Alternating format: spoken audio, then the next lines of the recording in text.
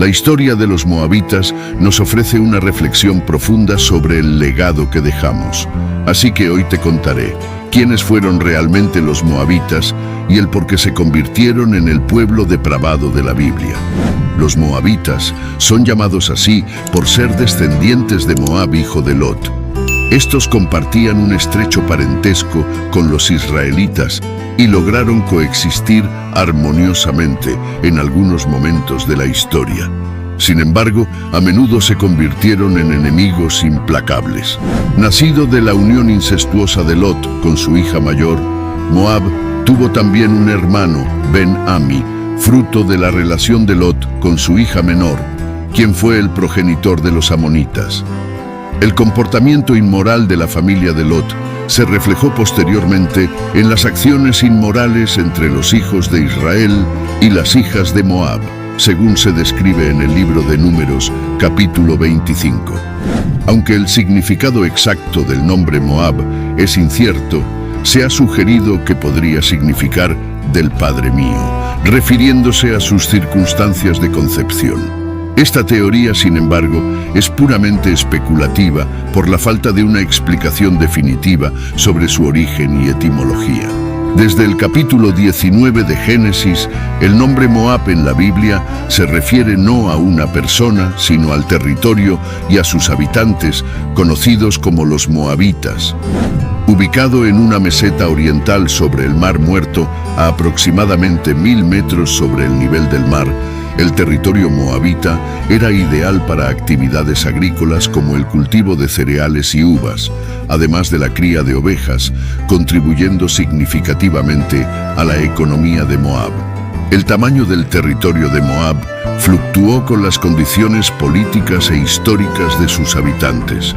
Generalmente, la frontera sur llegaba hasta el valle de Sarad y la norte hasta el río Arnón. A pesar de ciertas incertidumbres respecto a algunos periodos, es muy probable que esta región haya estado habitada desde tiempos antiguos. A medida que los descendientes de Moab se asentaron en la región, se mezclaron con la población indígena y eventualmente se convirtieron en el grupo dominante. Como resultado, el nombre Moab pasó a referirse tanto a la población como a la extensión geográfica. Funcionando como un reino estructurado, Moab desarrolló una economía fuerte y llevó a cabo proyectos de construcción significativos, además de colocar fortificaciones en puntos estratégicos de sus fronteras. Pueblos y ciudades de esta región son citados en la Biblia durante muchos años. Expandiéndose por la meseta y dominando a pueblos del norte, los moabitas prosperaron. Según la Biblia, estos mantenían una estrecha relación con los amonitas, sus parientes más cercanos. En el momento del éxodo de los israelitas de Egipto, bajo el liderazgo de Moisés, los moabitas ya eran reconocidos como un pueblo formidable. Su religión presentaba semejanzas con el paganismo cananeo, caracterizado por rituales impuros en celebración de la naturaleza y la fertilidad. Adoraban devotamente a Camash, el dios de la fertilidad y especialmente dios de la guerra. Camash, sin lugar a dudas, servía como la deidad nacional moabita, a quien se ofrecían sacrificios de ganado ovino e incluso sacrificios humanos. La interacción entre los israelitas y los moabitas se narra en varios pasajes de la Biblia. Estos describen periodos de coexistencia amistosa, marcados por intercambios económicos y culturales entre los dos grupos. Sin embargo, también hubo casos en los que los moabitas y los amonitas enfrentaron una severa desaprobación de Dios por oponerse a Israel. Los moabitas mostraron inhospitalidad hacia los israelitas cuando estos últimos salieron de Egipto, situación que llevó a Balac, el rey de Moab, a contratar al falso profeta Balaam con el fin de maldecirlos. La Biblia describe en Números 25 que, mientras acampaban en las llanuras de Moab antes de cruzar el Jordán, los israelitas se involucraron en relaciones inmorales con moabitas y madianitas y en sus prácticas idólatras relacionadas con Baal de Peor. razón por la cual se decidió excluirlos de la congregación de Israel. Además, la Biblia en Deuteronomio 34 del 5 al 6 menciona: allí murió Moisés, siervo de Yahvé, en el país de Moab, por orden de Yahvé. Él lo enterró en el valle, en el país de Moab, frente a Bet-peor, y nadie ha conocido su tumba hasta el día de hoy. En el libro de Jueces 3 del 12 al 30, después de la era de Josué, se relata cómo Dios permitió que los moabitas oprimieran a los israelitas debido a su desobediencia. Esta opresión moabita duró 18 años bajo el gobierno de su rey Eglón, hasta que Dios levantó a Ehud, un libertador zurdo, quien logró acabar con Eglón, dando paz a los israelitas durante 80 años. El libro de Ruth en la Biblia relata cómo, en el período de los jueces, Elimelec y Noemí, un matrimonio israelita, emigraron a Moab en busca de una vida mejor. Sus hijos, Malón y Kelión, se casaron con mujeres moabitas, Orfa y Ruth. Tras la muerte de Elimelec y sus hijos, Noemí regresó a Belén con Ruth, quien adoptó la fe en el Dios de Israel. Ruth se casó luego con Buz, uniéndose así a la línea genealógica que conduciría al rey David y eventualmente al nacimiento del Señor Jesucristo.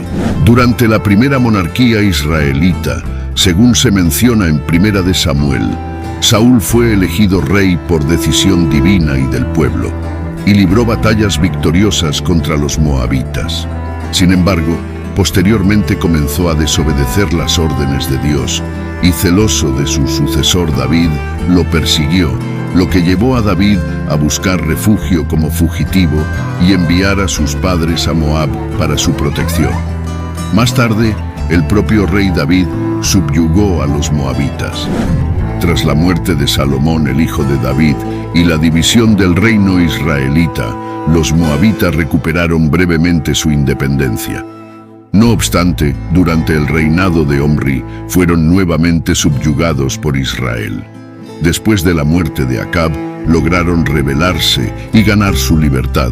Pero la amenaza regresó cuando el rey Joram de Israel, junto con el rey Josafat de Judá y el rey de Edom, formaron una coalición contra ellos.